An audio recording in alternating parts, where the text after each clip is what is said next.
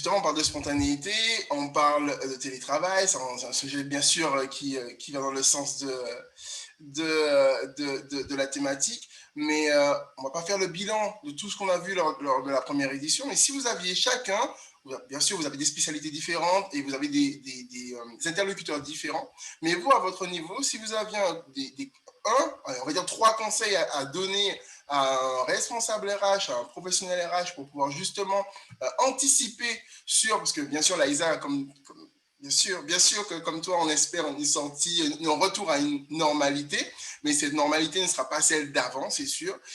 Comment anticiper au mieux? Comment se servir de ce qui s'est passé pour ne pas revivre les mêmes situations complexes dont on a pu avoir les témoignages lors de la première édition? Mais je pense que déjà, il faut faire partir des enquêtes collaborateurs. Moi, je pense qu'au bout d'un moment, on a vécu des choses assez éloignées, etc. Il faut garder un lien avec les collaborateurs, donc il faut lancer des enquêtes. Dire, et nous, c'est ce qu'on a fait, hein. On a fait par équipe, on a demandé aux responsables, aux managers, aux directeurs, voilà, dans une situation de retour à la normale, comment vous voyez le télétravail, un jour, 2 jours, il y a des entreprises qui ont fait, ben voilà, vous avez le droit à 8 jours par mois, une bourse de 84 jours dans l'année. Enfin, tout, tout, tout peut être discuté, fait. Voilà, il y a des entreprises, elles ont vraiment demandé, en fait. J'ai écouté un webinaire en étant ici, c'était ça. Il y a une entreprise qui a mis une bourse de 84 jours par an. Donc, je pense que c'est important de prendre la température auprès des collaborateurs pour savoir dans un sens large qu'est-ce qu'ils veulent, qu'est-ce qu'ils attendent aussi. Parce que la crise a bougé pas mal de choses. Donc, ça veut dire que on va revenir à une normalité, il faut aussi sentir qu'est-ce qu'ils souhaitent. Est-ce que du coup, ils veulent revenir à 100%? Oui, non.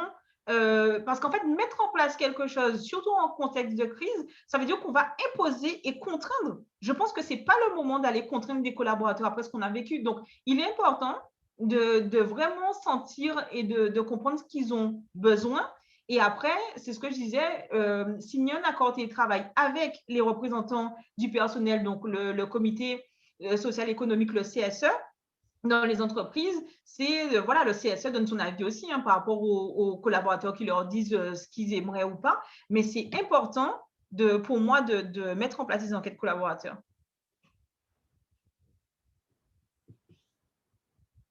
Loïs, excusez-moi, j'avais mon micro coupé. Loïs? Alors, en plus de ces enquêtes collaborateurs que je valide totalement, très très bonne idée, du côté des RH, je préconiserais aussi la formalisation de la gestion de cette crise.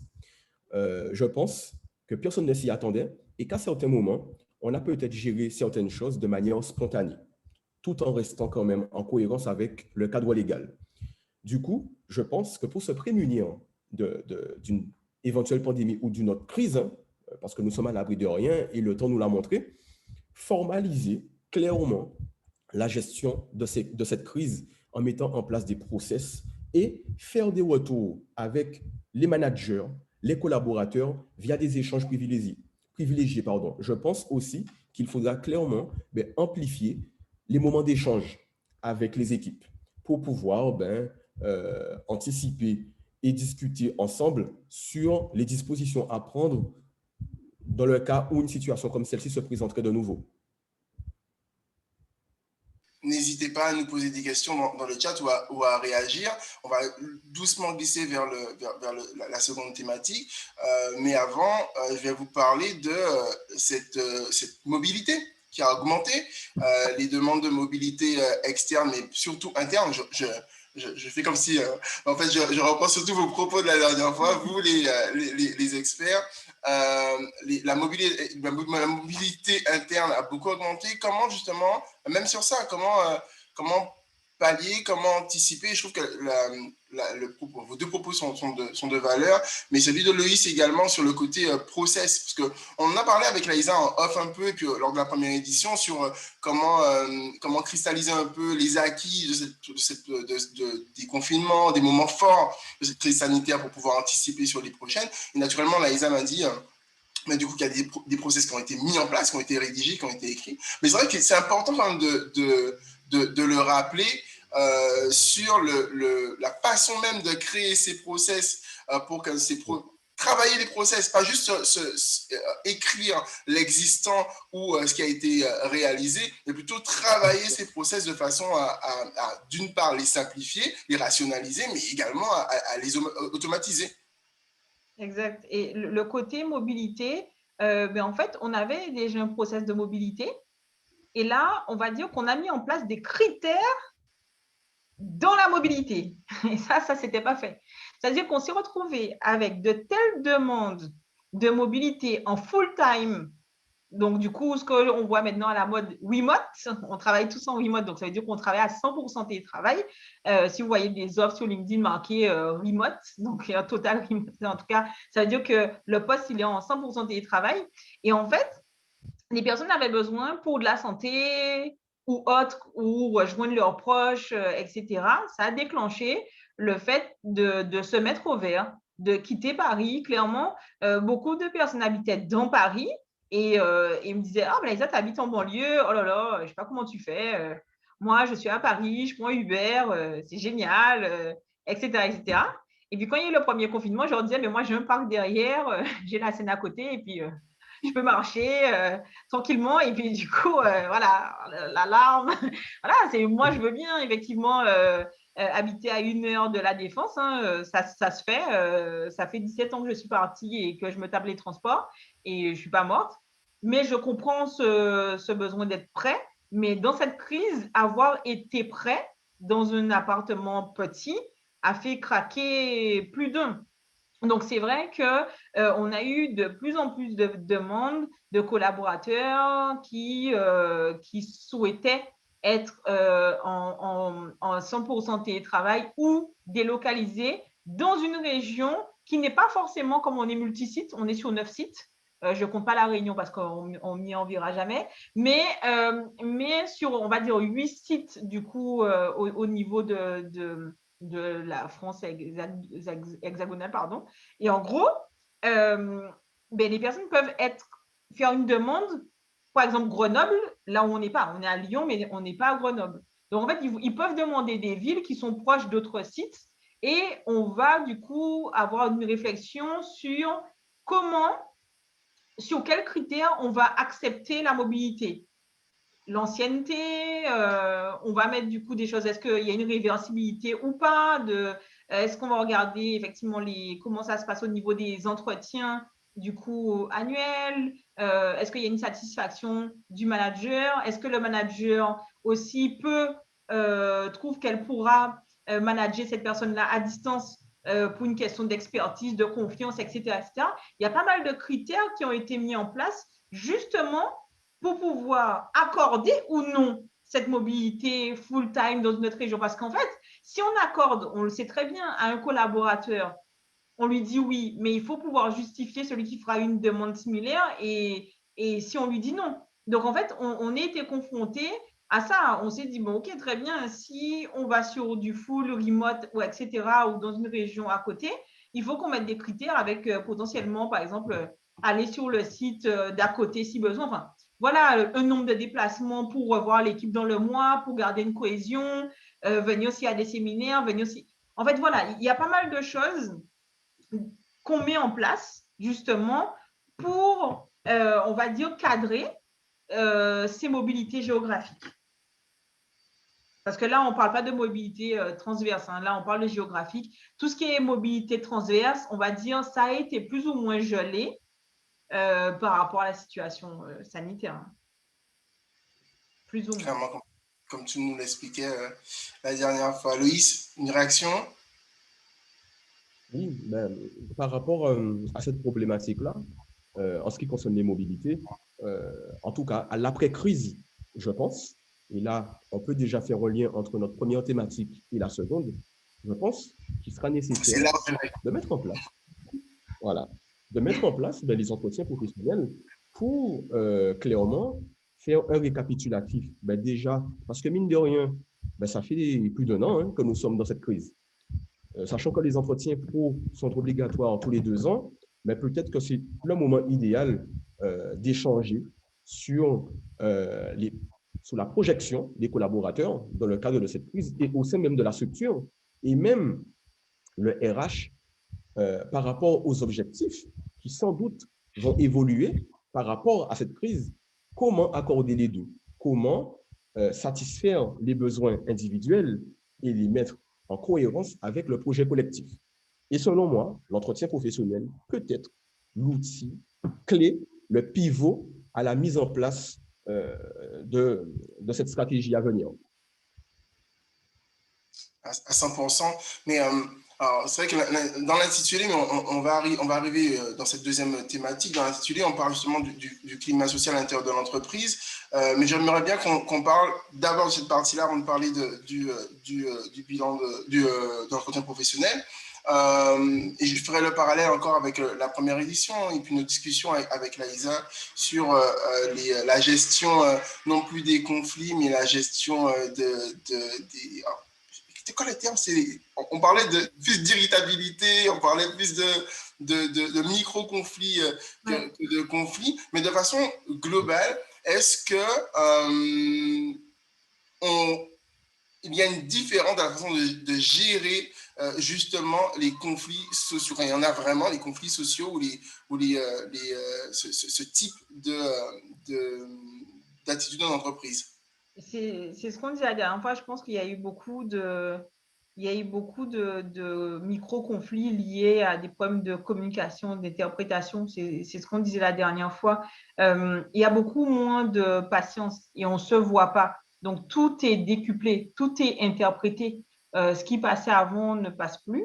On interprète tout et c'est ce que je disais lors de la première édition, c'est que les personnes se disent maintenant quand quelqu'un nous envoie un Teams, mais en fait, on sait que c'est pour quelque chose. Quand on nous appelle, c'est pour nous demander quelque chose. Avant, on se voyait juste, j'ai vu que Laïsa, tu étais là, je viens te dire bonjour. Aujourd'hui, qui va appeler? En tout cas, moi, c'est rare qu'on m'appelle en tant qu'RH pour me faire un coucou. Hein. Quand on me fait un Teams ou qu'on m'appelle, c'est pour me demander quelque chose. Hein. Ce n'est pas pour savoir comment je vais. Et donc, c'est vrai que cette partie-là, le côté affect, le côté susceptibilité, ben, en fait, c'était totalement décuplé parce qu'en fait, on est dans une crise sanitaire qu'on n'avait pas vu venir, qu'on ne connaissait pas. Et je disais que je pense que chaque personne a vécu la crise de manière individuelle.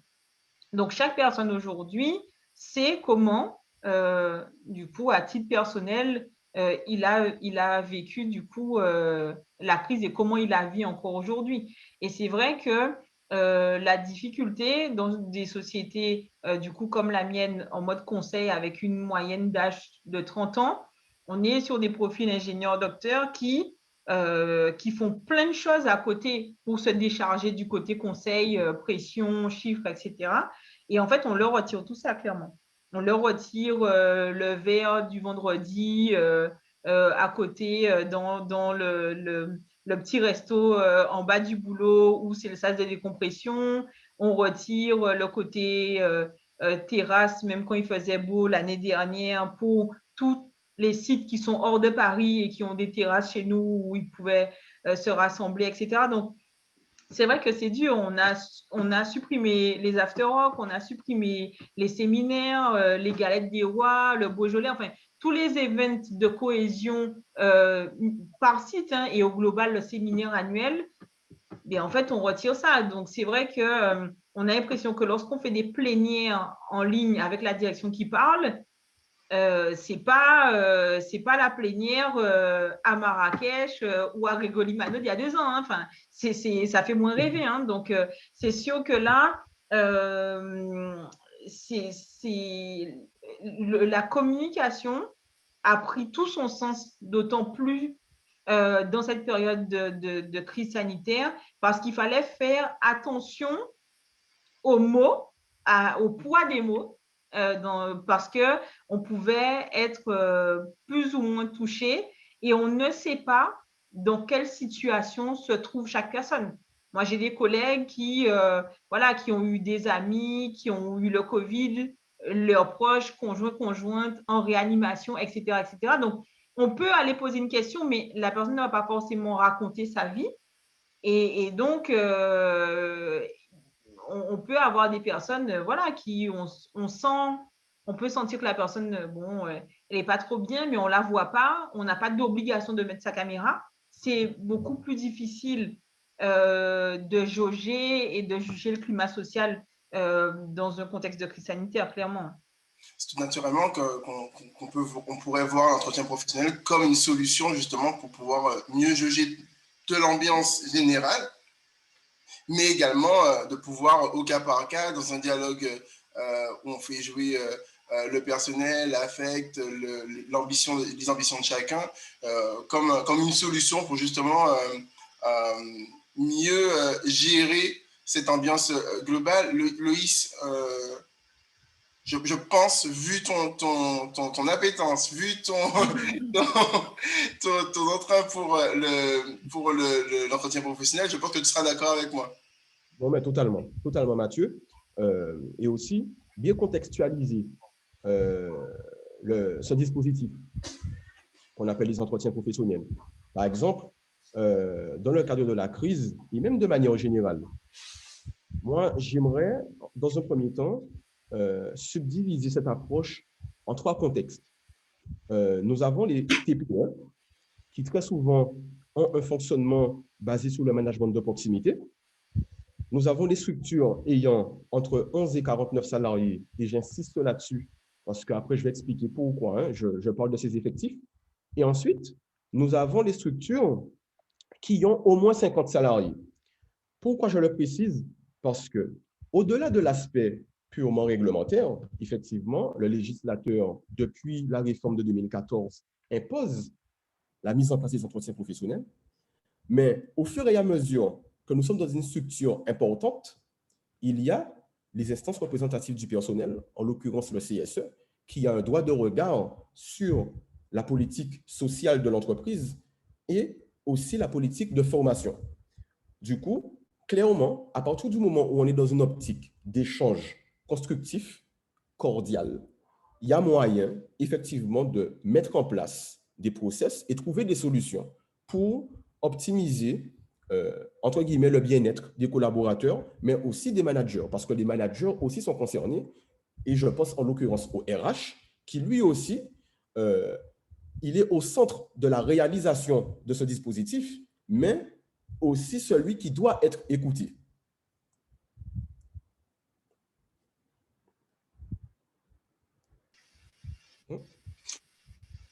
Naïsa? C'est vrai que sur l'entretien professionnel, donc, on arrive en fait en 2021 au fameux bilan des 5 ans, puisque comme Loïs l'a expliqué, c'est tous les 2 ans. Et c'était mis en place à peu près fin 2014, début 2015, si je ne dis pas de bêtises. Et normalement, on était censé arriver aux 5 ans en mars de 2020, en plein dans la crise. Comme on ne savait pas que cette crise allait être aussi longue, le législateur du travail, du coup, a repoussé jusqu'à décembre de 2020, en se disant que d'ici là, on va avoir un peu plus clair sur cette crise. Et finalement, la crise, on s'est rendu compte, en tout cas, même au niveau de la région parisienne, en tout cas sur l'Hexagone, qu'on était reconfinés plusieurs fois en octobre, etc. Donc, ça a été repoussé en juin de 2021. Donc, ce bilan, donc tous les 2 ans, on fait un bilan, du coup, entre la date d'arrivée du collaborateur et du coup les 2 ans, du coup de son arrivée, date d'anniversaire à peu près.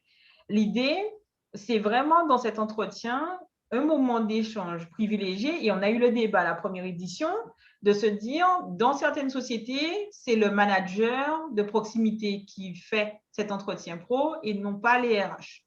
Pour ma part, et dans toutes les entreprises dans lesquelles j'ai évolué, c'était un choix que ça soit les RH qui le fassent, parce que certaines fois, s'il y a des problèmes au niveau des managers, de l'entente managériale, etc., ils ne vont pas le dire.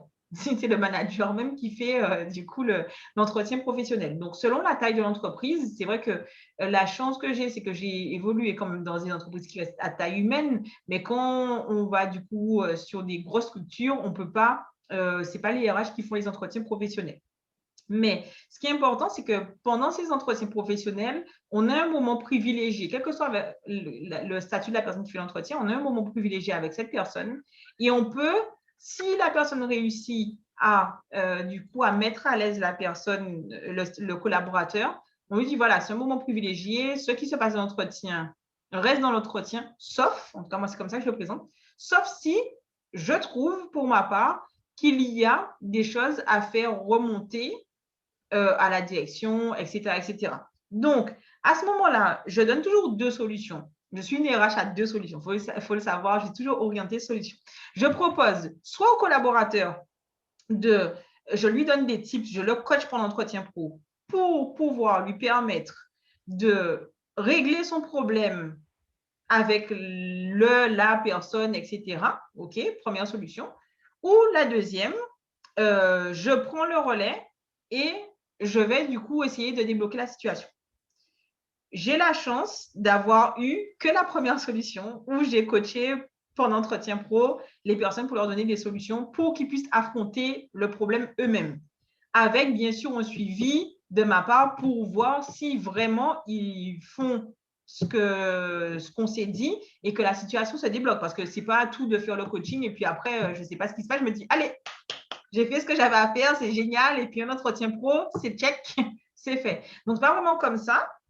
Mais en tout cas, on peut parler de l'équilibre vie pro, vie perso. On peut parler du coup, de toutes les difficultés rencontrées pendant ces 2 ans, que ce soit au niveau des managers, etc. Donc, c'est là où on apprend quelquefois aussi des choses. Moi, j'ai appris plein de choses pendant les entretiens pro. J'ai appris des choses qui se passaient dans mon entreprise dont je n'étais même pas au courant. Des personnes qui étaient déjà potentiellement positionnées sur des postes au-dessus, dont le management, tout le monde était au courant, sauf les RH. Donc, c'est là où on peut apprendre des choses aussi au niveau RH, où on peut carrément rebondir en disant, ben, très bien, donc OK, donc OK. Non, mais c'est vraiment important parce qu'il y a plein de choses, des nouvelles activités, des choses que j'ai découvertes pendant les entretiens pro. T'es pas au courant? Non, bah, voilà. Donc, ça permet aussi de moi en tant qu'RH de remonter à ma direction. Comment ça, je ne suis pas au courant de certains nombres de choses? Ah ben moi, toi non plus, tu n'es pas au courant. Ok, ben on est tous les pas au courant. Donc, ça permet d'ajuster la communication descendante aussi de la direction vers les RH. Ça permet de pas mal de choses. Donc, pour moi, l'entretien pour permettre de déceler et de pouvoir régler un certain nombre de problèmes, entre guillemets, de problématiques au sens large d'une organisation, parce qu'on parle de tout. Et au niveau des retours de congé maternité, longue maladie, ça permet aussi de faire le bilan avec du coup les collaborateurs, collaboratrices qui se sont arrêtés pendant longtemps, bien sûr après avoir mis la petite visite médicale obligatoire à leur retour, mais ça permet vraiment d'échanger avec eux, comment ils se sentent, comment ils voient leur retour, est-ce qu'il y a eu un plan de charge adapté suite à leur retour, voilà, donc ça permet de prendre la température, de sentir si la personne retourne à son poste dans des bonnes conditions. Donc, c'est vraiment un très bon moment. On peut vraiment échanger. Il y a des questions un peu autres où on dit, voilà, si toutes les questions d'entretien pro n'ont pas été, ont été répondues, certes, mais vous avez d'autres questions, d'autres choses à faire remonter, c'est le moment. Et en fait, ça permet vraiment de faire remonter. En tout cas, moi, je remonte à mon responsable RH qui lui remonte au CODIR, au comité de direction, un certain nombre de choses, sans pour autant, il faut le savoir, nommer la personne. Moi, quand je fais remonter, je fais l'entretien pro d'une équipe, je dis, voilà, au global, il y a tel problème, tel problème. L'idée de ne pas savoir qui, après, quand on a des gros problèmes qui reviennent sur une personne, bien sûr, on va dire de qui il s'agit, on ne va pas du coup jouer au chat à la souris, on va dire les choses pour avancer. Mais il faut vraiment créer une relation de confiance avec les personnes qu'on a pendant l'entretien pro pour pouvoir avoir le maximum d'informations pour les aider, les rendre à l'aise et Héloïse continuera, pardon, pour dire comment on peut accompagner un collaborateur à comment dire ça, à une projection dans l'entreprise ou en dehors de l'entreprise par rapport à l'entretien pro. C'est exactement ma question. Non, c'est vrai que le lycée sera complémentaire dessus. Ben déjà tout dépend de l'approche de l'entreprise vis-à-vis de l'entretien professionnel.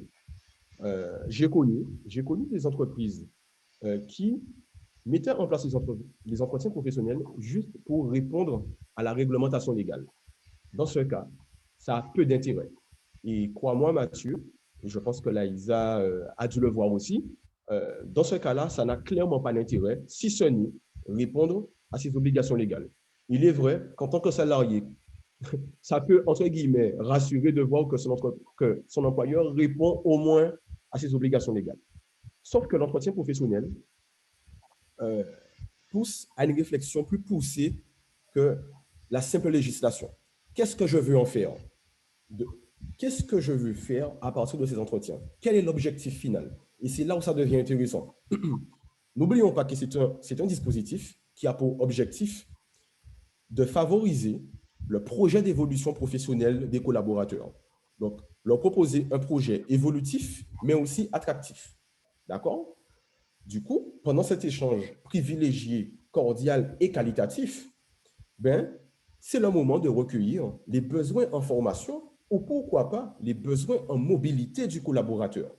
Et c'est là où ça devient intéressant. À partir de ces besoins qui vont émerger, le RH a pour rôle de faire le parallèle avec les objectifs de l'entreprise.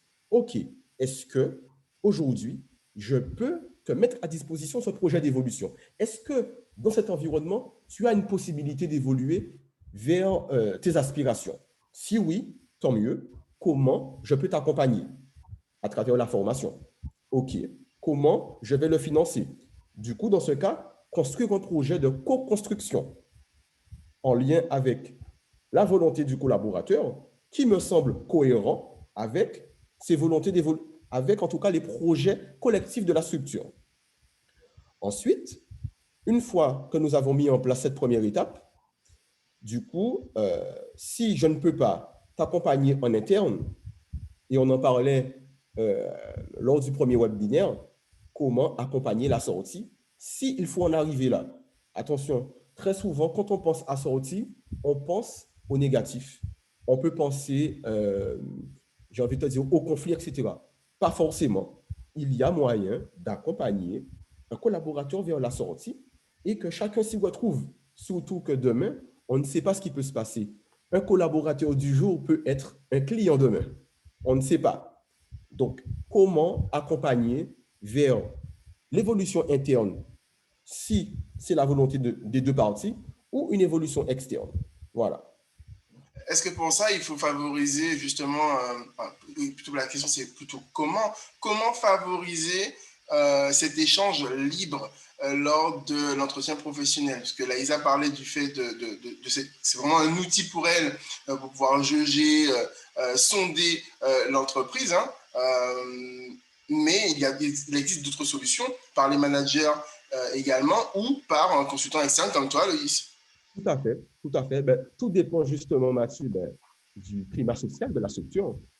Il arrive que parfois, surtout quand on a en face des collaborateurs qui ont une expérience très marquée dans l'entreprise, qui ne vont pas se lâcher, que ce soit pour, on en parlait, hein, la position un peu délicate du RH entre l'employeur et les collaborateurs.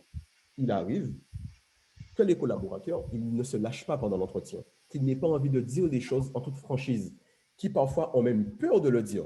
Bien évidemment, ce n'est pas le cas dans toutes les structures, mais ça arrive. Et dans ce cas-là, oui, il est possible de passer par un consultant externe pour pouvoir aider à mettre en place ces entretiens pour une entreprise mais qui n'a jamais mis en place l'exercice et aussi les réaliser. Et là, dans ce cas-là, le collaborateur se trouve dans une situation où il est face à quelqu'un qui ne le connaît pas, qui ne sait pas comment il travaille, qui ne connaît pas ses sensibilités, ses aspirations, sa personnalité, donc qui est neutre. Voilà. Et c'est aussi à charge du consultant, dès le départ, à poser les bases de l'entretien en faisant clairement comprendre que je ne suis pas là pour te fliquer, je ne suis pas là pour faire un retour à ta direction à ce qui s'est dit pendant l'entretien. Ce qui se dit ici reste entre nous. Bien faire attention quand on marque, quand on écrit, pardon, le compte-rendu de l'entretien, que le collaborateur en face soit en accord. Par exemple, moi, quand je réalise des entretiens professionnels pour des entreprises, Dès que j'écris quelque chose, je fais un retour instantané à mon interlocuteur. Est-ce que tu es d'accord avec ce que j'ai écrit? Je suis d'accord. OK, on peut passer à l'étape suivante. Tu n'es pas d'accord, on en discute. Et OK, qu'est-ce que tu veux modifier? Je pense qu'en ayant cette approche, ça permet de rassurer le collaborateur. Et ça permet aussi d'instaurer un climat apaisé dès le départ, un climat de confiance qui fait qu'il va se lâcher. Si je peux me permettre, donc c'est une anecdote qui m'a vraiment marqué. J'ai réalisé des entretiens professionnels en 2018 pour une structure appartenant à un grand groupe. Le climat social était un peu tendu, notamment avec des collaborateurs qui n'ont pas évolué sur une quinzaine d'années. Et il y a dès le départ, il me dit, tu sais, je ne te connais pas, hein. Je ne te connais pas, ne le prends pas mal, mais je ne t'aime pas. Il me le dit franco. Voilà. Du coup, dès le départ, tu te dis, waouh, moi je viens déjà dans un esprit positif, échanger, discuter, aider, accompagner. Et tout de suite, lui, il met la barrière en me disant, je ne t'aime pas. Et là, je lui dis, mais pourquoi tu dis ça? Dis-moi franchement, lâche-toi, il n'y a pas de souci. Et c'est là qu'il m'explique un peu le passif, certaines choses qui se sont passées avec le manager et la direction, où il me dit, je suis sûr qu'ils t'ont envoyé pour sonder un peu le climat, nous fliquer et ensuite leur faire un retour. Et du coup, j'ai dû lui expliquer que très franchement, non. Au contraire, c'est un exercice destiné à favoriser le dialogue entre vous, les managers et la direction. Et c'est un exercice qui est privilégié pour vous, collaborateurs. Lâche-toi, dis ce que tu as à dire. Même si on va parfois dévier sous des sujets qui n'ont rien à voir. Mais si tu as besoin de parler, je suis là pour t'écouter. Et pourquoi pas donner des conseils. Donc, c'est le moment d'informer le collaborateur sur ses possibilités à échelle individuelle. En l'occurrence,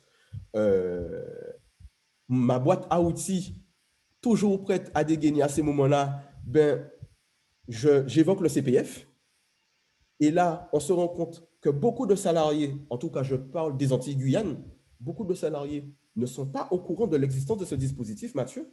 Ça veut dire que, et là on revient à la communication, qu'il y a un travail qui peut-être n'a pas été suffisamment fait à ce niveau-là, où là, le collaborateur se sent conforté, où là, je lui fais comprendre, mais tu sais, c'est un dispositif qui est individuel. Effectivement, on peut le partager avec l'employeur, mais c'est un dispositif qu'il est possible de mobiliser à échelle individuelle, même quand il n'est pas au courant. Et là, du coup, j'ai éveillé une attention, une appétence, et j'ai pu comme ça apaiser un peu le climat. Et au final, l'entretien s'est très bien passé. Il était très content. Ça a été l'occasion de lui donner des pistes de réflexion sur des projets d'évolution à travers des formations, surtout quand on précise que derrière, tu peux valider des formations certifiantes, qualifiantes, diplômantes. Et chez nous, on est souvent face à un public qui est très expérimenté, expert dans le domaine, mais qui n'a pas le niveau de qualification. Ce qui fait que derrière, très souvent, ils ne peuvent pas le revendiquer à la direction. Et là, à partir du moment où on sort l'argument du certifiant, qualifiant ou diplômant, eh bien là, les gens, ils ont notre regard et ça permet justement d'éveiller leur appétence et avoir l'exercice comme une opportunité et non comme une contrainte. Très important. On parle d'estime de soi, là, c'est assez proche de la troisième thématique, la quête de sens. Je pense que ce sont deux thématiques, deux notions très proches. Mais on voit, comme je pense que vous êtes d'accord avec moi, vous êtes très calme aujourd'hui, n'hésitez pas dans le chat à nous dire, est-ce que vous êtes d'accord avec moi qu'on voit l'expertise de Loïs sur les entretiens pro. Cette boîte à outils, justement, on a parlé tout à l'heure de soit le RH, soit le manager, soit le consultant externe, mais en vérité, on peut très bien travailler avec les managers, travailler avec les RH de façon à leur donner les bons outils pour justement avoir cette facilité que tu as, cette position que tu as, sortir de la posture RH pour devenir le simple interlocuteur de l'entretien professionnel. Bien sûr, Mathieu. Par exemple, de mon expérience, très souvent, j'ai vu des managers qui confondaient l'entretien professionnel et l'entretien annuel d'évaluation. Donc, en tant que consultant, notre rôle aussi est d'accompagner les managers, d'accompagner les chefs d'entreprise. N'oublions pas, chez nous, c'est un tissu économique qui est très particulier. 80% de notre tissu économique est composé de TPE-PME. D'accord? Donc, très souvent, le RH, c'est le dirigeant. Et le manager est lui-même RH à son échelle. Du coup, l'objectif est de les accompagner en ce sens, les sensibiliser sur l'intérêt de l'exercice, la définition même de l'exercice. Attention, dans le cadre de l'entretien professionnel, on ne parle pas d'évaluation, on ne parle pas de performance, on n'est pas là pour apprécier la valeur du travail du collaborateur. On est clairement là pour lui proposer un projet d'évolution en lien avec le projet collectif, le projet global. D'accord? Et du coup, à ce moment-là, l'objectif, c'est d'être entre les deux et de leur dire, ben voilà, tel outil qu'on peut mettre en place, tel outil qui permet de recenser les besoins et ensuite de formaliser de manière matérielle ces besoins en formation à travers le plan de formation qui est devenu, avec la dernière réforme de la formation professionnelle, le plan de développement de compétences. Et j'insiste sur le terme là-dessus, le plan de développement de compétences. L'entretien professionnel est un outil qui permet est l'outil qui permet de favoriser cela, le développement de compétences. D'accord? Et ceci, que ce soit en tant que collaborateur, mais aussi les managers. Parce qu'on parle très souvent des collaborateurs, mais les managers aussi ont besoin d'être accompagnés. Et c'est là où j'ai eu à faire des entretiens professionnels mais pour des chefs de service qui te disent à un moment donné, ça fait du bien d'être écouté. Parce que nous aussi, on a besoin de se former. Nous aussi, on a envie d'évoluer. Moi aussi, j'ai envie de savoir comment me positionner par rapport à mes collaborateurs. Et l'objectif, clairement, c'est de mettre l'accent sur l'accompagnement. L'entretien professionnel, c'est clairement le moment où on accompagne. Et pour moi, le RH est clairement l'homme clé, l'homme avec un grand H clé de ce dispositif, ou le consultant externe quand il est sollicité. Mais non, mais j'ai envie de réagir et de dire, mais du coup, on revient sur un peu, en filigrane, c'est ça, c'est le rôle du RH aussi, mais et du coup, qui écoute le RH? Du coup, qui est là pour le, pour le RH? C'est un peu la question de fond. Hein. Au final, c'est vrai, on parle de position, de rôle, et moi, je trouve que j'apprécie vos deux visions hyper complémentaires et parfois différentes hein, sur différents aspects. On va essayer d'avancer un peu. Et en fait, moi, quand j'entends parler justement de ce choix entre la personne qui va faire les différents acteurs dans l'entreprise face aux collaborateurs, hein, pour dresser un schéma comme celui-ci, il y a d'autres propositions qui sont faites aujourd'hui, comme les Chief Happiness Officer.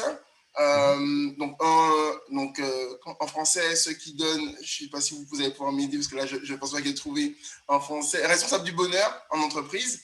Voilà, responsable du bonheur en entreprise. Est-ce que ce type de métier-là, déjà, est-ce qu'on en voit aujourd'hui sur nos territoires? Première question. Mais je pense qu'on a tous un peu la réponse. Et est-ce que justement dans ce contexte d'amélioration du climat social, dans ce contexte de crise sanitaire, dans ce contexte de mise en place des entretiens professionnels, est-ce que ce ne serait pas un acteur qui serait décisif, j'ai envie de dire? Alors pour ma part, Mathieu, alors désolé Laïsa, tu voulais intervenir? Je voulais intervenir sur les entretiens pro pour donner ma manière de fonctionner avec le côté visioconférence. Alors, et même quand j'étais au bureau, j'essayais de prendre une salle en visio, enfin une visio avec une télé, en tout cas un écran. Et en fait, je projetais l'entretien pro, la trame, pour que le collaborateur puisse voir ce que j'écris en direct. Je le fais comme ça. Et maintenant, avec la distance, je fais encore pareil. Donc, en fait, c'est pour qu'en direct, la manière, tout ce qu'ils me disent, j'écris, donc ils voient en direct. Et ils peuvent me dire, des fois, ils me disent, bon, Laïsa, là, c'est un peu dur, les propos sont un peu durs, ou voilà, on va arrondir un peu. Parce que comme ils parlent, j'écris, mais quand ils se rendent compte de l'écrit, ah oui, quand même, c'est un peu dur. Et il y a parfois des personnes, je dirais, je suis totalement d'accord avec Loïs. J'ai eu des personnes qui m'ont dit de toute manière, moi, j'ai beau parler à tout le monde, ça ne change rien. Donc, pareil, le mur. Et puis après, moi, je dis, écoute, moi, je viens d'arriver. Je ne sais pas ce qui s'est fait avant. Donc, est-ce que tu peux m'expliquer? pourquoi, en fait, du coup, tu es aussi réfractaire et en fait, ils prennent le temps de m'expliquer. Voilà, je leur dis, moi, si je fais ça, c'est pour comprendre un peu. Et du moment où on explique qu'on veut comprendre, parce qu'en fait, je dis, si la rancœur est là, c'est qu'il y a une raison. Donc, je leur fais comprendre que moi, j'aimerais bien comprendre la raison de la rancœur pour pouvoir les aiguiller. Et donc, c'est vrai que ça calme. Quand on montre qu'on a envie de comprendre la raison pour laquelle on en est là aujourd'hui, les gens se disent, mais ça veut dire qu'elle veut écouter ma version. Un collaborateur, là où on prend sa confiance, entre guillemets, c'est quand on lui fait comprendre qu'on veut aussi entendre sa version. Parce qu'en tant qu'RH, ils vont se dire, mais on est côté direction, donc on va prendre la version de la direction. Donc, c'est vrai que sur l'entretien professionnel, c'est bien un peu de briser cette glace en disant que, voilà, moi, j'aimerais, voilà, oui, tu as dû entendre des choses. Oui, j'ai entendu des choses. Ce n'est pas le propos. Le propos, c'est que moi, je leur dis, j'ai entendu plein de choses, mais moi, je me fais toujours mon propre avis. Donc, j'ai besoin du tout coup d'entendre leur version. Mais donc, voilà, donc c'était pour dire que, voilà, ma méthode, c'est faire un partage d'écran direct pour pouvoir, pour que chacun voit, puisque de toutes les manières, le collaborateur, comme moi, doit le signer après l'entretien pour me l'envoyer. Donc, autant en fait qu'il voit ce que j'ai écrit en direct, puisque de toute manière, s'il n'est pas d'accord, il ne va pas le signer.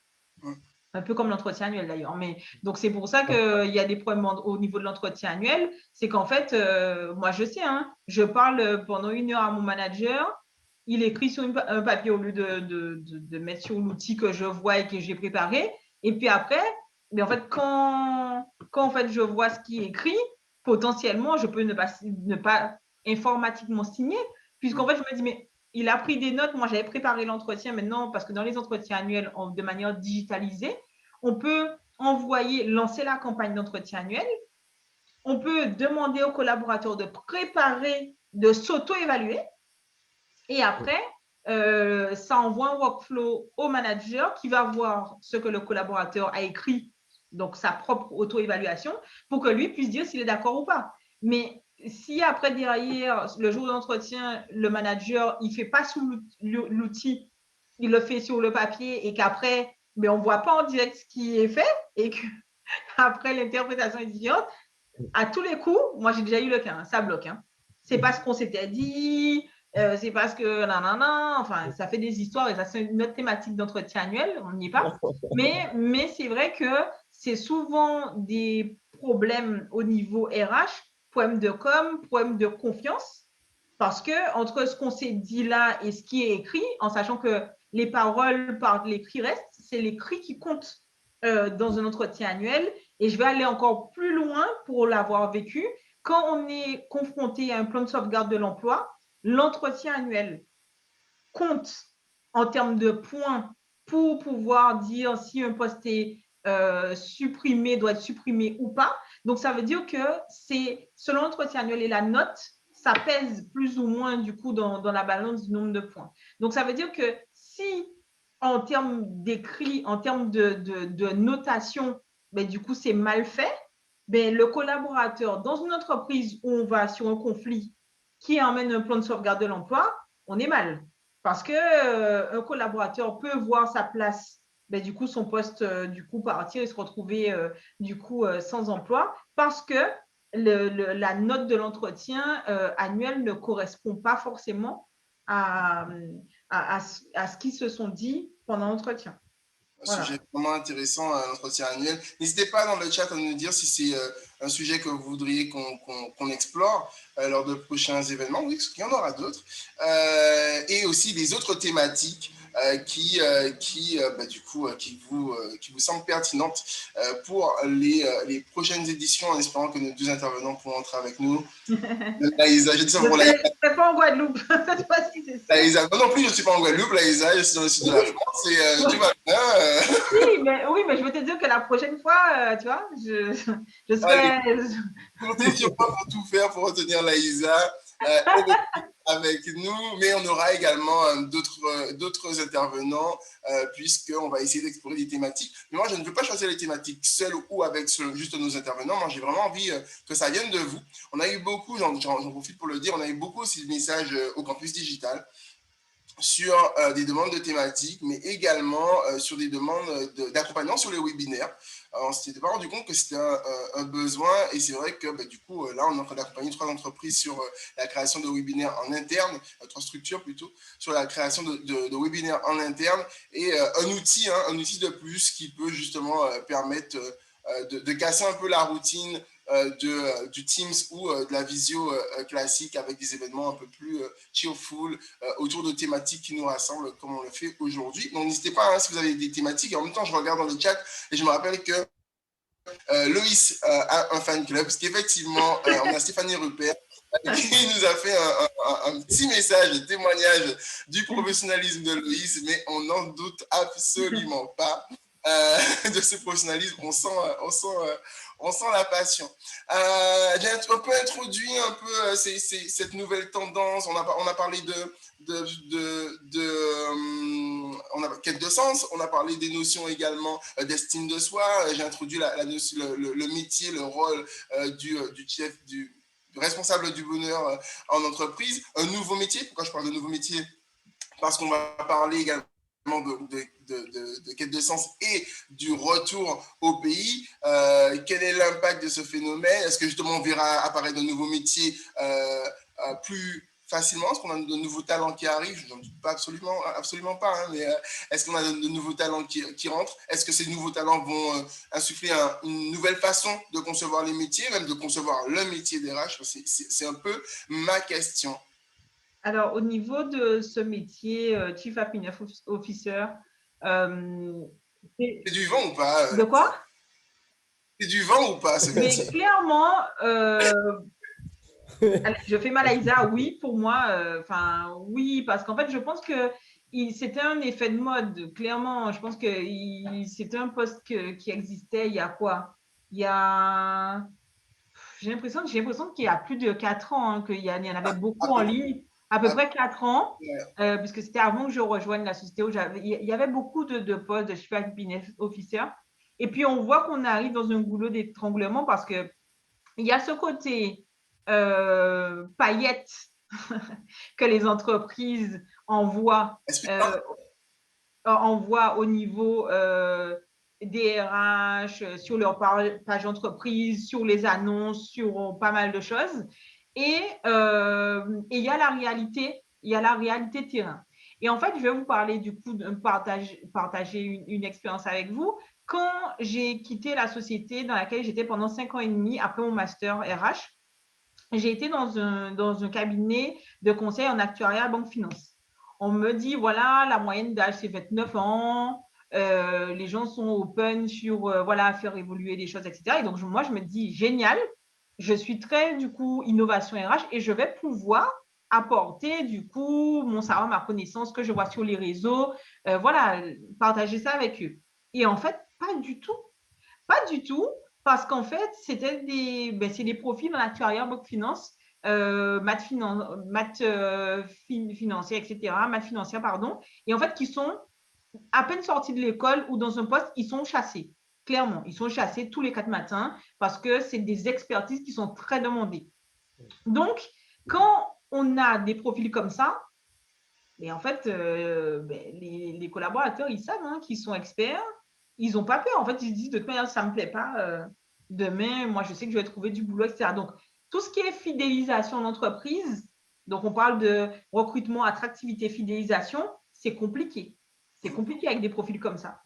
Et en fait, je me suis dit, ça va être une société où je pourrais faire quelque chose. Et on a toute la bonne volonté de l'associé, du cabinet, qui veut faire en sorte que tout le monde s'aime, tout le monde soit content, tout le monde soit ceci, cela. Et j'ai l'impression que dans beaucoup d'entreprises, les associés, fondateurs, etc., comme ils ne sont pas dirigeants, on parle bien des personnes qui ont fondé, qui sont associés, qui ont des actions, etc., mais qui ne sont pas forcément DG, PDG.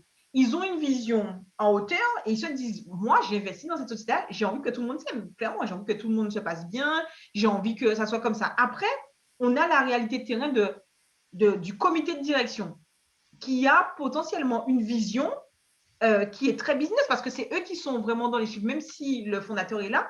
Et donc, ils ont ils ont une vision qui peut être commune ou quoi, mais ils sont terrain. Donc, la manière, eux, ils voient les chiffres, il faut que ça avance, etc. Donc, c'est vrai que là, c'est difficile, clairement, après, eux, ils vont insuffler derrière aux directeurs, managers des business units ou des services, etc., pour leur dire, voici la ligne directrice pour atteindre le business, le chiffre d'affaires dans votre périmètre, il va falloir faire ça, ça, ça, ça, ça. Donc, des fois, dans ce cadre-là, quand il y a un chief happiness officer, c'est difficile de se dire qu'il y a le fondateur qui n'est pas dans le côté business, qui dit, moi, j'aimerais faire un séminaire, j'aimerais faire un truc, j'aimerais faire un machin. Donc, la personne va être hyper enjouée et le côté va dire, non, non, on ne fait pas ça là parce que c'est la mauvaise période. Donc, le chief happiness, je pense qu'il va être tiraillé entre le fondateur qui a envie de faire le côté cohésion, machin, et le côté réalité business. Non, non, on n'a pas de fonds de trésor pour pouvoir aller directement dans des séminaires, dans des machins. Il faut vraiment qu'on fasse attention, etc. Donc, c'est vrai que je pense que c'était un rôle qui avait du sens parce que à cette époque-là, on ne parlait pas de bienveillance au travail. On ne parlait pas beaucoup de quête de sens. On n'était pas confronté à pas mal de problématiques. Donc, ce rôle-là, c'était pour dire que, à part le côté on a un baby-foot, c'est trop cool. Qu'est-ce qu'on fait de plus dans les petites sociétés? C'est là où le rôle avait un sens et c'est pour ça. Mais beaucoup d'entreprises, ce poste a disparu parce qu'il a été directement injecté dans les fonctions RH existantes et notamment dans les postes, certaines fois de HRBP comme le mien, pour pouvoir être justement, si on est partenaire du business, on ne passe pas son temps à faire que du coaching de manager, etc. Ce qu'on fait aussi, c'est qu'on participe à la vie du périmètre qu'on gère. Donc, ça veut dire que moi, je fais des mini-séminaires avec mes business units, avec mes services.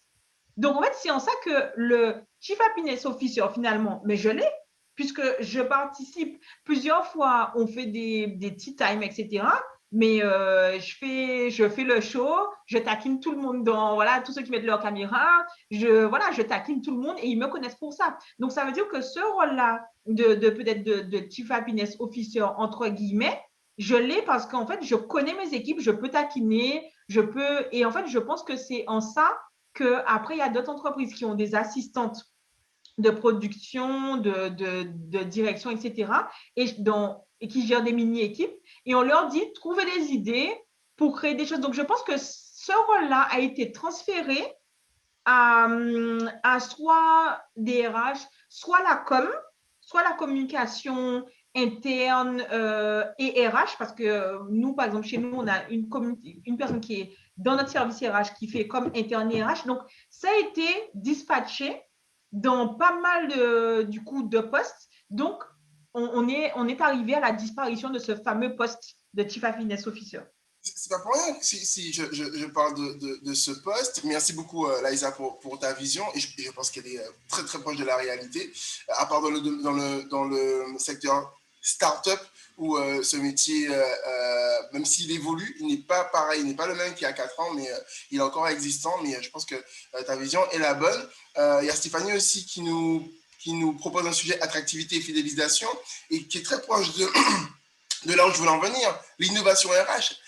Puisque si justement on cherche à attirer de nouveaux talents, des talents qui reviennent sur les îles, la question, c'est comment faire en fait. Est-ce que par l'innovation RH, travailler, est-ce qu'on va enfin parler de façon globalisée si on peut, de marque employeur aux Antilles? Est-ce que toutes ces notions-là vont ressortir? Qu'est-ce qu'il faut faire aujourd'hui pour pouvoir justement attirer ces talents? Mais en fait, je pense que c'est exactement ça. C'est-à-dire que pour moi, à mon sens, mais c'est ma vision RH, je pense qu'à un certain moment, il faut parler vrai, clairement. C'est-à-dire que un collaborateur va vite se rendre compte, et on va sur le côté fidélisation, si en fait on lui a envoyé des paillettes en entretien, on a ce qu'on appelle une période d'essai, qu'elle soit courte ou longue. Donc, mais il y a une période d'essai quand un collaborateur arrive au sein d'une entreprise. Donc, si les paillettes disparaissent au bout de la première semaine, clairement, il y a un problème. Donc, en fait, c'est là aussi où on a un enjeu de, pour moi, dire aux collaborateurs qui va rejoindre une entreprise, une équipe, la réalité de où il va mettre les pieds. Parce qu'il va vite se rendre compte que ce qu'on lui a présenté en entretien et la réalité terrain est autre. Et après, pour les recruteurs, on prend les mêmes et on recommence. Donc, moi, je préfère dire en entretien la réalité des choses, on enrobe, oui, mais moi, quand je faisais beaucoup de recrutement, je n'ai pas envie de me dire, oui, ben en tout cas, Laïsa Marie, elle m'a dit ça. Elle m'avait dit que tu m'avais dit ça. Moi, on m'a pas dit, moi, dans les entretiens que j'avais, on ne m'a pas sorti ça après. Parce que je disais la réalité. Est-ce que vous avez conscience de certain nombre de choses? Voilà, vous allez atterrir dans un contexte particulier, le manager est en arrêt maladie ou le manager est sur le départ ou au niveau business, il y a une forte attente de la direction pour que la personne se dise j'y vais ou j'y vais pas. Parce qu'en fait, moi, je pense que là où il faut vraiment faire comprendre aux collaborateurs, comme j'aime à dire, c'est que vous avez la possibilité aussi, vous êtes autant fort, selon moi, c'est 50-50. On parle d'une collaboration. Donc, bien souvent, des entreprises disent, nous, on tient. Le collaborateur dit, oui, il me tient. Moi, je le tiens. Non, personne ne tient personne. On est sur une collaboration. Donc, ça veut dire qu'il faut qu'il y ait un rapport gagnant-gagnant entre moi, en tant que collaborateur, qui veut, en tant que candidat, pardon, qui veut rejoindre une entreprise pour devenir collaborateur, ou moi, en entreprise, qui croit en ce candidat et que j'ai envie d'intégrer dans mon entreprise. On n'est pas, en tout cas, moi, je ne suis pas sur le recrutement ni clone ni numéro. Moi, je pense que quand on fait, et beaucoup de fois, je n'ai pas recruté des profils experts parce que je savais que la perso, je prends cette personne-là, je perds une équipe. Donc, je préfère continuer mon recrutement, prendre quelqu'un qui sera peut-être moins expert, mais qui ne va pas me péter une équipe, clairement. Donc, pour moi, c'est hyper important, et c'est ça aussi mon rôle de HR, de connaître chaque personnalité qui compose une équipe pour savoir comment l'équipe recrutement, quand je vais dire, voilà, voici ce que je vois du climat de l'équipe actuellement, je vais dire à mes collègues du recrutement, il faut une personne qui soit comme ça, comme ça, comme ça, comme ça. Et j'ai une... De quoi? Non, mais je rebondissais un peu sur ce que tu disais. Et toi qui accompagnes justement des personnes qui sont dans des démarches de retour au pays, pour faire la corrélation entre les deux, quelles sont les particularités que tu remarques justement? Est-ce que dans les attentes ou même que lorsqu'il y a embauche, comment ça se passe en fait? Qu'est-ce qui se passe en ce moment? Ma question est celle-ci. Aujourd'hui, on est dans un contexte particulier, le contexte local, Guadeloupe, Martinique, c'est ce dont on parle. Puis on a des personnes qui reviennent et qui ont des attentes. Souvent, est-ce qu'aujourd'hui on arrive justement à répondre à ces attentes? C'est là. En fait, j'ai discuté avec pas mal de personnes depuis que je suis en Guadeloupe, côté cabinet de recrutement, pour avoir aussi leur avis. Parce qu'en fait, le truc qui se passe, c'est que moi, j'accompagne effectivement des personnes qui veulent retourner. Donc, j'ai le retour de comment ils vivent les choses. Et moi, j'avais envie d'aller sur le côté aussi des cabinets, leurs problématiques avec du coup leurs clients, qu'est-ce que les entreprises cherchent. Et après, encore plus loin, j'ai un événement sur lequel vous allez pouvoir me retrouver le 15 juin que je fais sur le retour au pays qui s'appelle « Comment faire que le recrutement de salariés soit un succès ». Du coup, j'ai mis sur mes réseaux. Et en fait, pourquoi? C'est avec le MEDEF Guadeloupe parce que j'avais envie de faire cet événement avec eux pour dire je veux, en tout cas j'ai envie, en tout cas et le MEDEF a répondu présent, pour eux en tant qu'entreprise qui disent qu'est-ce qu'ils attendent. Parce qu'on voulait faire un nouvel événement sur Retour au pays, mais pas le côté, sur le côté, vous entreprise du MEDEF, qu'est-ce que vous attendez des personnes qui veulent retourner au pays? Quel est votre besoin? Qu'est-ce que vous préférez? Qu'on vous envoie un mail? Qu'on envoie à l'adresse recrutement, qu'on envoie papier, qu'on vienne directement chez vous. En fait, c'était ça. Moi, j'avais envie, c'est pour ça que j'ai dit OK pour cet événement-là, parce que j'avais envie que les entreprises s'expriment sur ce qu'elles veulent, parce qu'on a toujours ce côté retour au pays sur les candidats, ce qu'ils attendent, la frustration qu'ils peuvent avoir, et non pas dans le sens où les entreprises, qu'est-ce qu'elles attendent? Expérimenter, pas expérimenter, on rentre tout de suite, on attend. Donc, c'est pour ça que c'est une autre vision du coup du retour, mais pour permettre d'élargir encore cette thématique qui est très large. Donc, les personnes qui veulent retourner, selon si elles sont juniors ou pas, elles ont des attentes totalement différentes. Il y a des personnes qui veulent rentrer dès la fin de leurs études.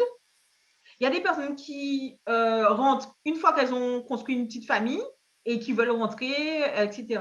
Il y a des personnes qui, qui rentrent pour s'occuper de leurs parents et je passe des meilleurs. Il y a toujours, c'est une question pour moi, le retour au pays, c'est une question de, on le sent dans ses tripes. Clairement, on sent que c'est le moment, on sent qu'il faut rentrer pour X ou Y raison, on a une raison de rentrer. Et pour avoir échangé avec beaucoup de personnes en Guadeloupe, je suis agréablement surprise du mindset qu'il peut y avoir aujourd'hui en Guadeloupe sur l'envie de chacun de contribuer à faire les choses avancer. Clairement, de tous les partis, toutes les personnes que j'ai pu voir, il y a cette envie de bouger les lignes, il y a cette envie du coup de faire avancer les choses et il y a surtout cette envie des générations, je pense comme Mathieu, Loïs et moi, génération, enfin moi je suis 86, mais en tout cas de 85 à 90, je dirais, on a peur pour notre jeunesse qui vient. On a peur de l'impact de la volatilité des réseaux sociaux avec la nouvelle génération qui arrive aujourd'hui et qui veut tout de suite, influenceurs, machin, etc. Et j'en passe les meilleurs pour avoir l'argent rapidement. Et donc, du coup, un peu ça. Et je pense que c'est ce qui m'a fait plaisir, c'est que je vois réellement que notre génération a envie de travailler encore plus pour la génération future. Et j'ai trouvé ça top. Et donc, voilà, donc ce retour au pays, c'est vraiment pour dire que chacun, aujourd'hui, enfin, du coup, selon ses attentes, il y a des personnes qui se disent, moi, je sais que je veux rentrer, je sais que je vais perdre un salaire, je sais que voilà, ça va être compliqué, etc. Mais en tout cas, je vais gagner en confort, en bien-être, en pas mal de choses. Donc c'est vrai que sur le retour, c'est les aspects clairement qui reviennent aujourd'hui. C'est pas les personnes ne voient pas ça comme un sacrifice, le retour. Ils voient ça plutôt, ben voilà, on va faire des compromis. Et puis aujourd'hui, ce qui est important pour nous, c'est clairement de revenir pour apporter son expertise au niveau des territoires et vraiment apporter sa pierre à l'édifice pour pouvoir faire avancer les Antilles, l'outre-mer au sens large. Complètement d'accord avec toi, Laïsa. Complètement. Du coup, je remets ma caméra. Loïs, tu peux réagir sur cette partie-là. Et puis surtout, là, on arrive un peu vers la fin. Donc, dans le chat, est-ce que vous pouvez également nous donner votre avis sur toute... parce qu'on parle beaucoup de passion, on parle RH avec passion ici, sur cette thématique justement des nouveaux arrivants. Merci à Pascal de mettre sa caméra. On apprécie. N'hésitez pas à tous à mettre votre caméra la prochaine fois. On apprécie. Est-ce que vous pouvez réagir dans le chat? Et Loïc, je te laisse réagir. Oui. Alors, dans un premier temps, Mathieu, j'aimerais juste répondre à Jessica, mais fière Jessica, que oui, le sujet du CPF peut être une thématique intéressante lors des prochains événements. Il y a beaucoup de choses à dire sur le CPF pour vulgariser, démocratiser le dispositif au sein de nos territoires. Et pour appuyer ce que disait Laïsa, aujourd'hui, on voit même des profils ultramarins qui sont prêts à perdre en salaire pour gagner en qualité de vie. Et c'est là où le terme quête de sens est important. C'est là où on le voit. Clairement, le retour au pays, on le ressent dans les tripes. Je l'ai vécu après 6 ans dans l'Hexagone. Je voulais partir vivre en Allemagne. Et puis, un événement a fait que je me suis dit non. Comme ça, du jour au lendemain, j'ai tout laissé, j'ai déménagé, je suis rentré en Guadeloupe. Et au final, ce qui fait que je suis parmi vous aujourd'hui, hein, parce que peut-être qu'en allant en Allemagne, les choses ne se seraient pas passées ainsi. Et complètement d'accord avec Laïsa. Et au-delà de l'anticipation de ce retour au pays, en analysant les profils voulus, notamment par les entreprises, et je pense que dans l'événement que Laïsa va organiser le 15, je pense que clairement cet argument reviendra sur le devant de la scène. Au-delà de ça, je préconise aussi, pourquoi pas mettre en place, et c'est ce que j'aime, mettre en place des process qui favorisent l'intégration aussi de ces profils qui reviennent à la maison. Par exemple, Laïsa a évoqué la période d'essai. mais pourquoi pas mettre en place un programme d'intégration, un guide d'intégration qui permet au profil recruté de s'exprimer sur son intégration si l'environnement, le salaire, le travail, etc., le management correspond à ses attentes. Et aussi voir si ses compétences, sa personnalité, etc., correspondent aux attentes de l'entreprise. Donc, pourquoi pas mettre en place des process qui vont favoriser, j'ai envie de dire, l'intégration de ces profils et éviter les déconvenus. Et je vois du coup que Stéphanie, mais qu'avant de sauter le pas, il faut se préparer, se renseigner sur les cultures, le type de structure, etc. Clairement. Et c'est pour ça que quand j'accompagne sur le retour au pays, je fais beaucoup de… Donc, quand on me contacte, oui, je veux retourner, etc. sur LinkedIn, je fais toujours un entretien de minimum une demi-heure pour comprendre le besoin, le projet de chaque personne qui me contacte, etc. Et c'est vrai que certaines fois, il arrive que lorsque, selon le secteur d'activité et l'envie de retourner, si ce n'est pas pour quelque chose, raison de santé, des parents, etc., mais en fait, quand je donne des arguments par rapport au profil, beaucoup de personnes me disent « Ah ben Laïsa, finalement, je pense que c'est peut-être pas encore le moment de rentrer. » Parce que il y a des fois cette vision ou ce côté effet de mode, clairement, de retour au pays qui vient. Souvent, on en parle beaucoup et on a de plus en plus de webinaires, de thématiques dessus. On a de plus en plus d'amis, de proches qui retournent, donc qui nous incitent. Mais oui, mais qu'est-ce que tu fais dans le foie? Il faut revenir ici, il y a du boulot, il y a des choses à faire. C'est vrai, mais il y a le côté être prêt. De nombreuses personnes ont fait des tentatives de retour au pays et elles sont reparties pour revenir. Il y en a beaucoup qui ont fait ça, qui ont tenté une première fois, ça n'a pas fonctionné et elles sont revenues. Ça existe aussi. On n'en parle pas de ces personnes qui ont fait une tentative et qui sont revenues après. Et ça a fonctionné la deuxième fois. Ça fonctionne des fois pas tout de suite. Mais en effet, il y a pas mal de choses dont il faut être prêt. Quand on part à Paris et que tout le monde, selon les sociétés, nous on tutoie, mais on va au restaurant, vous voulez quelque chose et tout. Et quand on va arriver en Guadeloupe, on va dire, tu veux quoi? Ça peut, dans un premier temps, bousculer quand on n'a plus l'habitude, mais clairement, ou le côté familier qu'on a, le côté accueil familier, là où à Paris, c'est très froid. On peut perdre pied rapidement en disant, mais pourquoi la personne vient me parler, tout machin, tout ça, mais elle ne me connaît pas.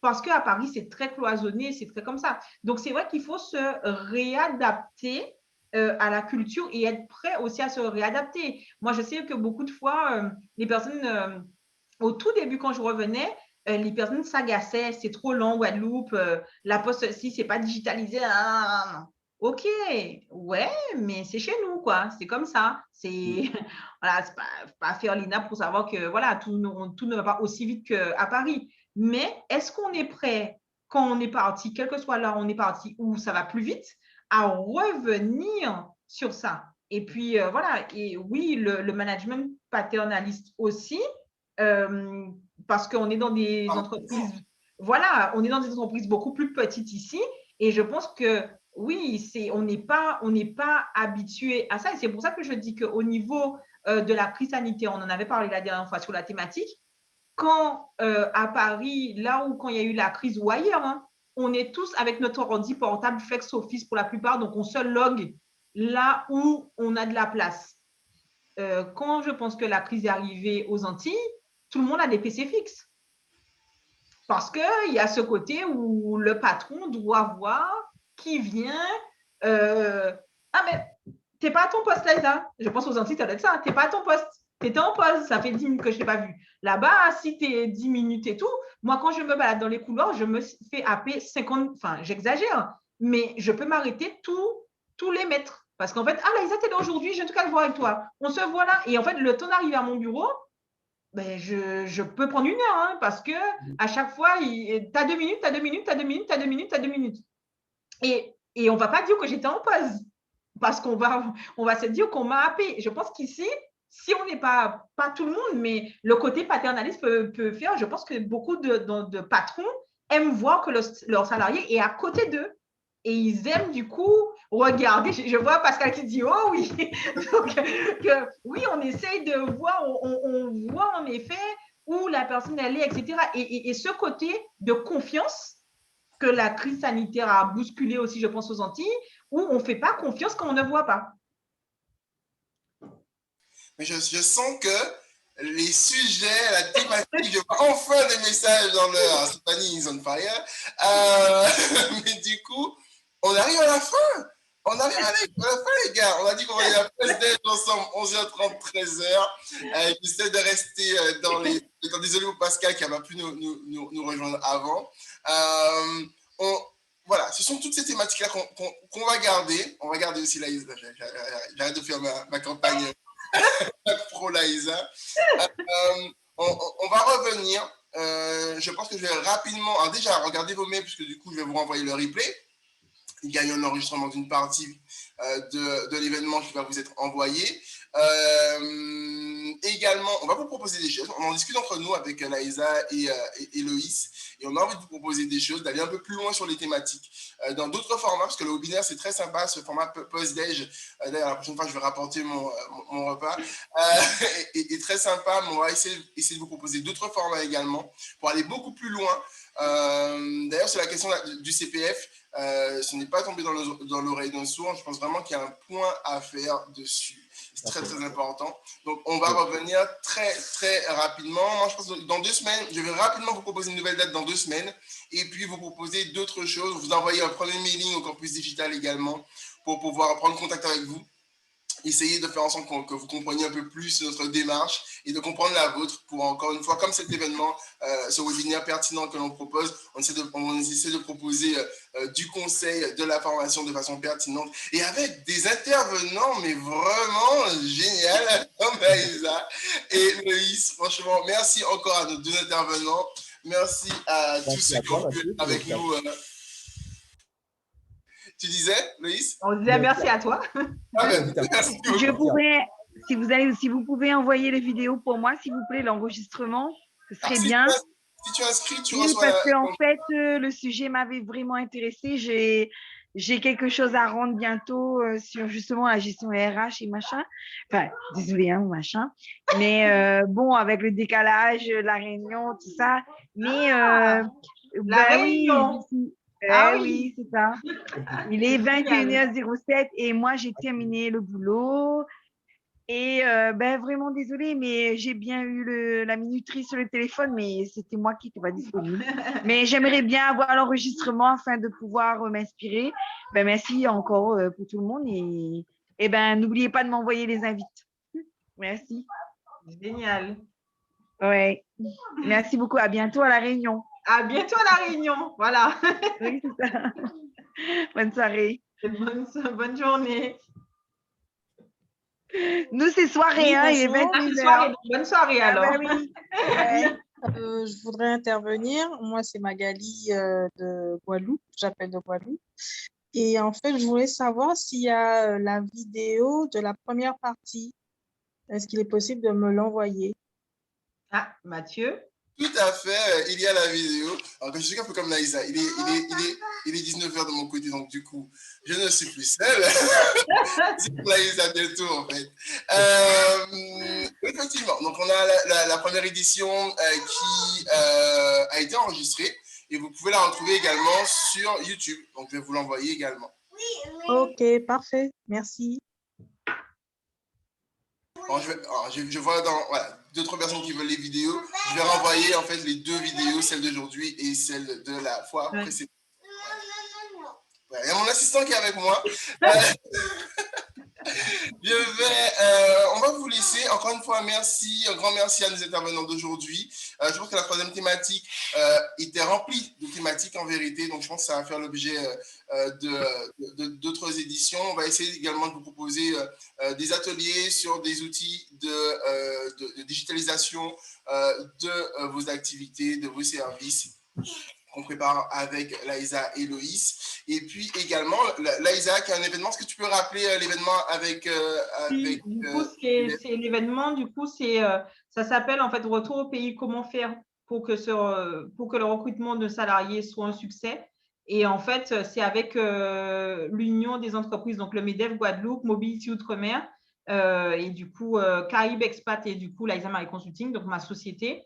Et en fait, l'idée, c'est qu'on aura des témoignages d'entreprises et de salariés. Et ce qu'on attend aussi, c'est que vous puissiez vous inscrire et poser vos questions en amont pour vraiment être dans un autre webinaire où là, pour le coup, on puisse permettre aux entreprises de s'exprimer sur leurs besoins et attentes dans le cadre du retour au pays.